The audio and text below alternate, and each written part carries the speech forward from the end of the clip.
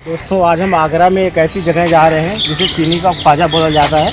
यह एक मकबरा है और वहाँ पर हम आपको दिखाते हैं क्या है। नदी के किनारे, यमुना नदी है, उसके किनारे पे इसे बनाया गया है।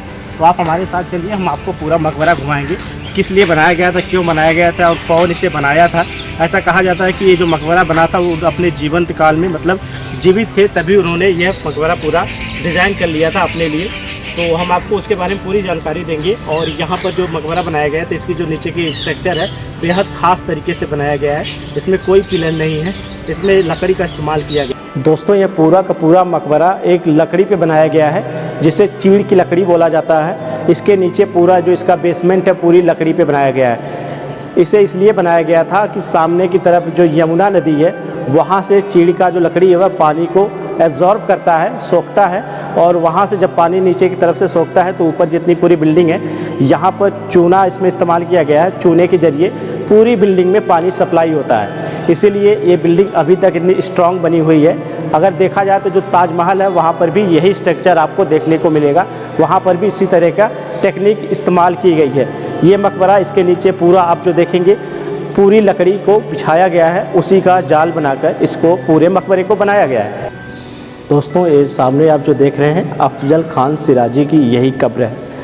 यह एक बहुत बड़े विद्वान थे और या अगर कहा जाता है कि ये इन्होंने जो स्ट्रक्चर्स बनाए हैं ये अपने जीवंत रहने इन्होंने पूरा स्ट्रक्चर बनाया है ये मकबरे का। बाद में इन्हें यहाँ पर लाके दफनाया गया था। सबसे पहले यहाँ पर जो नीचे का स्ट्रक्चर है जो बना है ये उनका निवास स्थल हुआ करता था। नीचे उनका शयन कक्ष है जहाँ पर वो रहते थे। और सामने की तरफ देखेंगे जो हमने आपको अभी पहले की जो इमारत दिखाई थी वहाँ पर वो मीटिंग किया करते थे जब वो जिंदा थे। और बाद में जब वो लाहौर में मरे थे उसके बाद वहाँ से उनको लाया गया, यहाँ पर उनको दफना दिया गया था। कहा जाता है कि ताजमहल और भी जितनी भी मुग़ल कालीन जितनी फेमस इमारतें हैं, जो स्ट्रक्चर है बहुत फेमस, उनका डिज़ाइन इन्होंने ही बनाया था। और इनकी जो कला है आप यहाँ पर बखूबी देख सकते हैं और उनके कला के बारे में बताने की ज़रूरत नहीं है। आप यहाँ पर देखेंगे तो कितनी बेहतरीन तरीके से यहाँ पर उन्होंने नक्काशियाँ यहाँ उकेरी हैं। आप यहाँ देखेंगे उनके कला की जो यहाँ पर खूबसूरती किस हिसाब से है।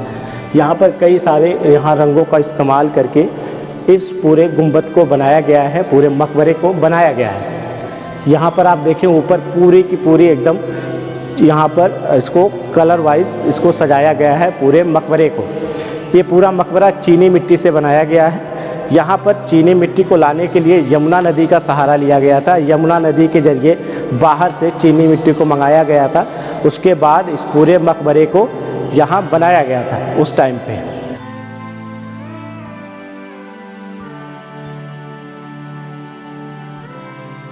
हम बाहर की तरफ से आपको दिखाएंगे पूरा मकबरा।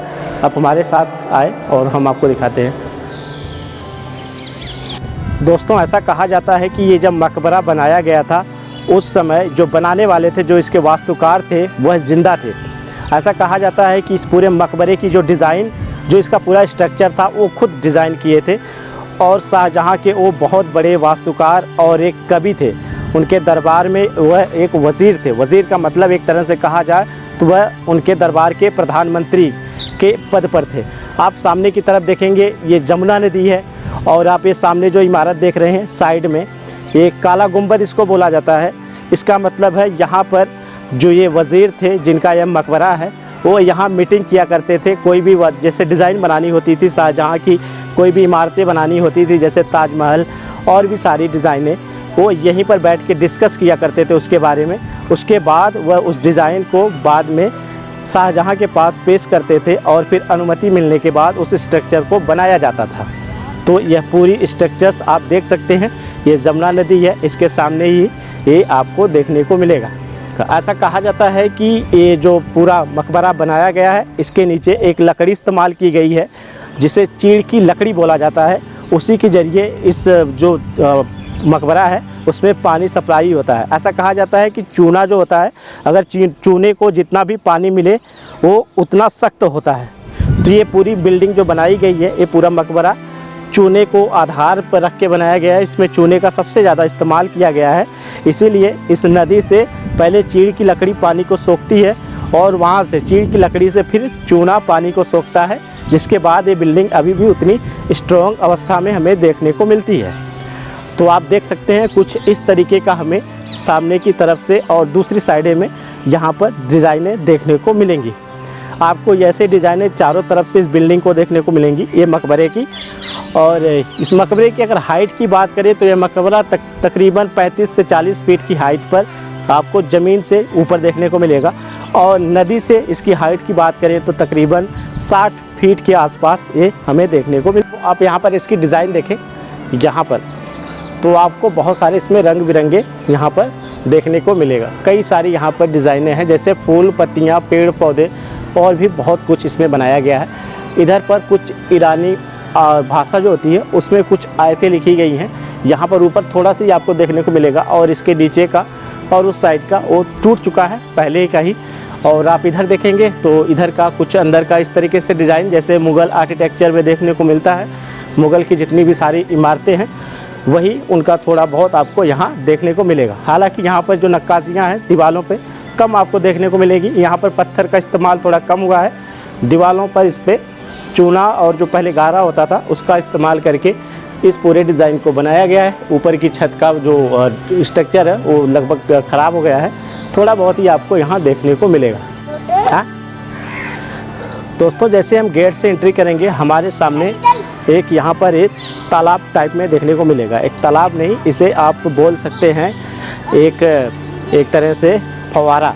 यहाँ पर मकबरे के बिल्कुल सामने बनाया गया है। ये उस टाइम का लगाया गया है, बाद में इसे थोड़ा सा रिन्यू करके पाइप वाइप इस पे जोड़ दी गई है। और सामने आप ये मकबरा देख सकते हैं, सामने की तरफ ये आर्च है जैसे हर मकबरे में आपको देखने को मिलता है। यहाँ पर काफ़ी बड़ा आर्च बनाया गया है इस मकबरे के सामने के डिज़ाइनों में। और आप इधर से देखेंगे दोनों साइडों में तो बेहतरीन तरीके से यहाँ पर चित्रकारियाँ की गई हैं। इसे भित्र चित्रकारियाँ बोलते हैं, दीवार की चित्रकारी। और आपको हम नज़दीक से दिखाएँगे तो यहाँ देखेंगे तो कई कलर का इसमें उपयोग किया गया, इस्तेमाल किया गया। यहाँ पर आप देखेंगे सबसे ज़्यादा जो कलर का इस्तेमाल है वो नीला कलर किया गया है। उसके बाद इसमें हरा, पीला और गेरुआ कई तरह के यहाँ पर रंगों का इस्तेमाल करके इसे बनाया गया है। सामने की तरफ आप देखेंगे तो बुर्ज बनाए गए हैं साइड में चारों तरफ से, और बीच में एक बड़ा सा गुंबद जैसे हर मकबरे में आपको देखने को मिलता है। दोस्तों अभी हम दूसरे मकबरे में हैं जहाँ चीनी का रोज़ा बोला जाता है। काफ़ी एरिया बड़ी है।